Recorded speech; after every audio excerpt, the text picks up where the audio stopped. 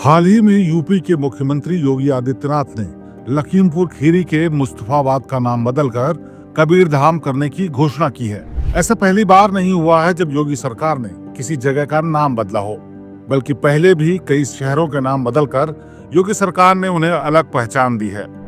ये कदम सीधे तौर पर नाम बदलने की उसी कड़ी का हिस्सा है, मगर गौर करने वाली बात यह भी है कि योगी सरकार के इस नाम बदलो मुहिम के पीछे असली गणित क्या है। नाम बदलने का मेन रीजन योगी सरकार बताती है कि फैजाबाद, इलाहाबाद और अब मुस्तफाबाद जैसे विदेशी आक्रमणकारियों और मुस्लिम शासकों द्वारा थोपे गए नाम गुलामी की निशानी है। अगर गुलामी की मानसिकता से बाहर निकलना है तो हमें इस गुलामी के नामों को भी खत्म करना होगा, ताकि हमें असली संस्कृति याद रहे। इसीलिए फैजाबाद को अयोध्या और इलाहाबाद को प्रयागराज और मुगलसराय जंक्शन को पंडित दीनदयाल जंक्शन जैसे नाम दिए गए।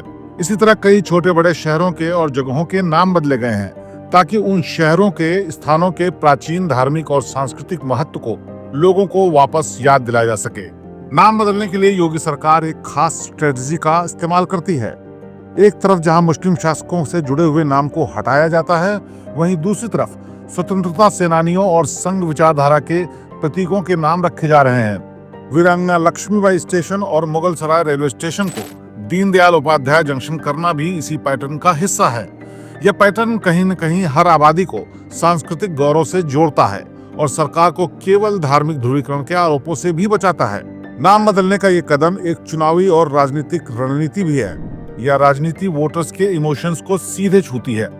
वोटर्स तक ये मैसेज पहुंचता है कि सरकार उनकी सांस्कृतिक विरासत को महत्व दे रही है।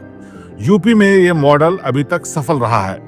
इसके अलावा योगी सरकार अक्सर विपक्षी दलों पर सेकुलरिज्म के नाम पर कब्रिस्तान की बाउंड्री बनाने पर, सरकारी पैसा खर्च करने जैसे मुद्दों को अक्सर उठाती रहती है, जो कि इनके फैसलों को डिफेंड करता है और वोटर्स के बीच वे और मजबूत बनाता है।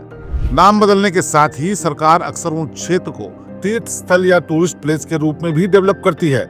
उदाहरण के लिए प्रयागराज नाम रखने के बाद उस शहर में इंफ्रास्ट्रक्चर और कनेक्टिविटी का बड़ा काम हुआ है। कबीरधाम बनने के बाद वहां भी टूरिज्म और डेवलपमेंट में ग्रोथ हो गई है। ऐसे में कहना गलत नहीं होगा कि नाम बदलने की यह मुहिम सांस्कृतिक महत्व के साथ राजनीतिक महत्व को भी पूरा करती है। श्रेष्ठ भारत पर खबरों से जुड़े रहने के लिए चैनल को सब्सक्राइब और लाइक करें, बेल आइकन दबाएं और देखते रहें श्रेष्ठ भारत।